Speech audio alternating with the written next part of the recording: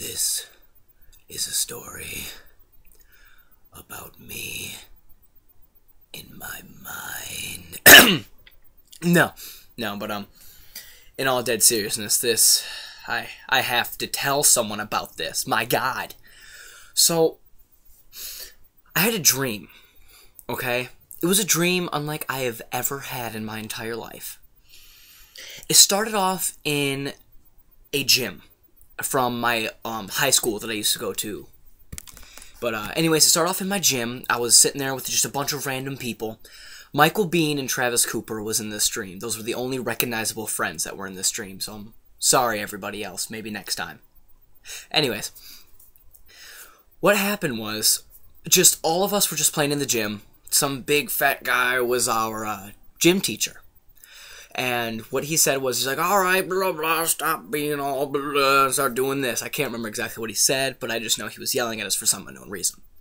So what I was doing, I was climbing the bleachers and getting, like, balls up from top that were stuck there. So, after just pointless gym playing, it was time to relax. The gym then turned into almost like a living center. Like, if you do, like, a bird's eye view, there'd be, like, beds with, curtains. It was like the gym room turned into, like, a bunch of mini dorm rooms. Except for there were no walls set up. It was, like, maybe curtains or, like, some furniture. But, I was laying in bed with someone. I don't know who. I don't recall. And I know it was a guy. But me and him were just sitting there talking. Just about random stuff. And if people that know the high school, where the drinking fountain is, right by the pull-up bar, that was not there. It was a pair of small little steps that led into, like, these long, like, noodly plastic curtain things, like, that you normally see in movies, like in a butcher shop, or like a cold place where you have those long, clear, plastic noodles-looking things that hang down. But anyways, the gym teacher goes behind there. And our room it was just right there. Here's our bed, we're laying down, and just right there was the noodle thing. You see. But,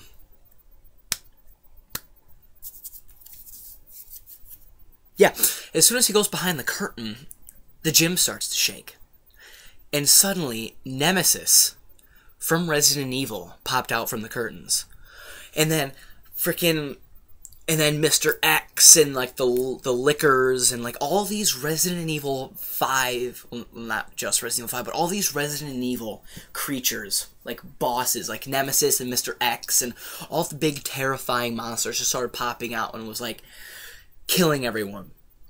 So I'm sitting there, freaking out.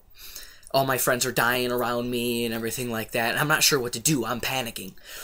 But then for a brief moment, everything stopped. And I said, this is a dream. I can do whatever I want. And then everything started playing again. So I started walking, and Mr. X had, like, this weird blade coming out from his arm. And he went to swinging at me. And I'm like, I think to myself, I can phase right through it. And it goes, doesn't touch me. So I'm like, I give that cocky little, and I start running.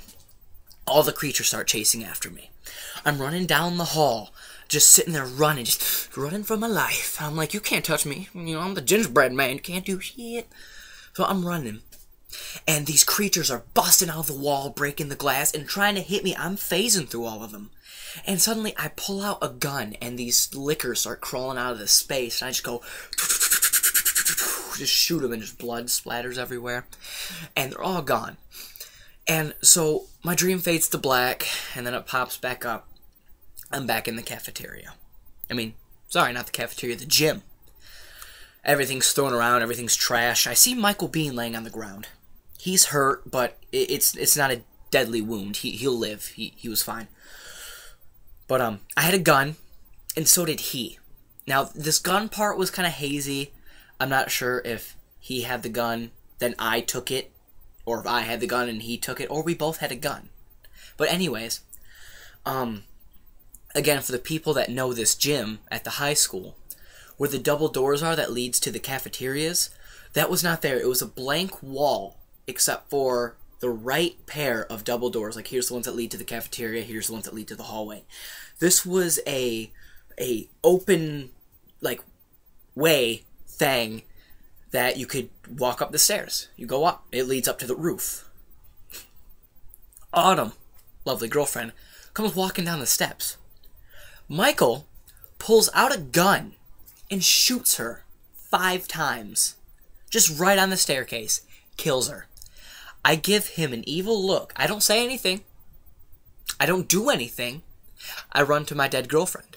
I put my head up to her chest, listen for her pulse. I will listen for a heartbeat. Then I check her pulse here and here. Double sure she was gone. And I looked at Michael. I can't remember what I said, but I think I said like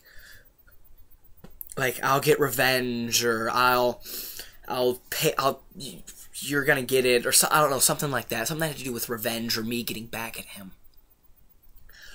So I walk up the steps, gun in hand, a revolver. I go up to the roof, and then suddenly everything turns like an anime. It's like raining, it's storming outside. There's these 3 anime girls in like these this tan, like kind of like this button-up shirt with like 3 3 buttons right here, and it all goes down. Yeah, I'm wearing my robe. I was thinking about taking it off, actually. I'm kind of warm.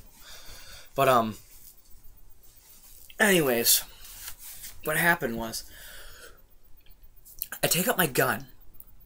It kind of like cuts to a scene where all 3 of them are kind of like standing back to back in a way. I don't know, maybe to add dramatic things to the dream, but they were all like standing there. It was like a scene from an anime or something. But I grab Michael's girlfriend. I kind of throw her on the ground, shoot her in the chest, then I shoot her in the head. I take her and I throw her off the roof of the school. I go back downstairs. I look at Travis.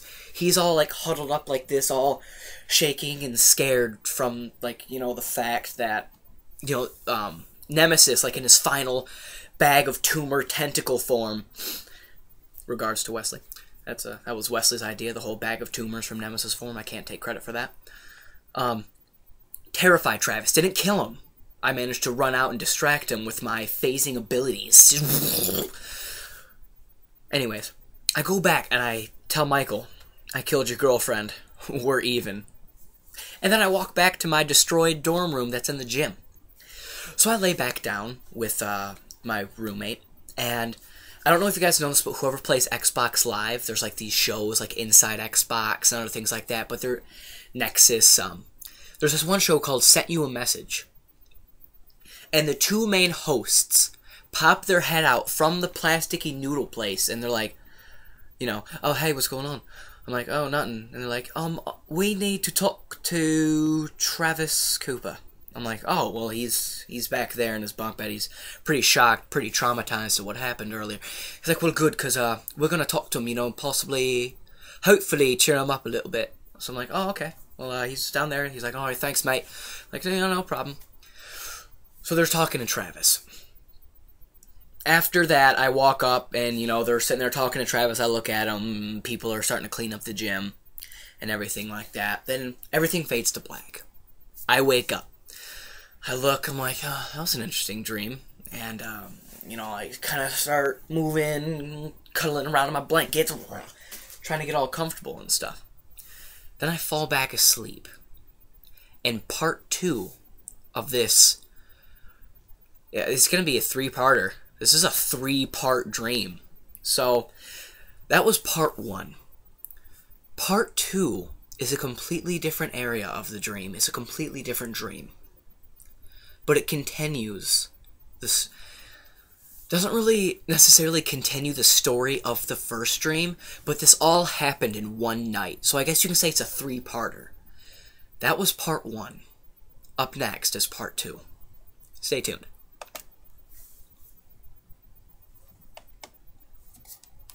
Oh yeah, I forgot. The mouse pad, I locked it. I forgot. Looked like an idiot. But anyways, part 2 coming up. Yeah, part 2. You gotta find it and watch it, because this dream's fantastic.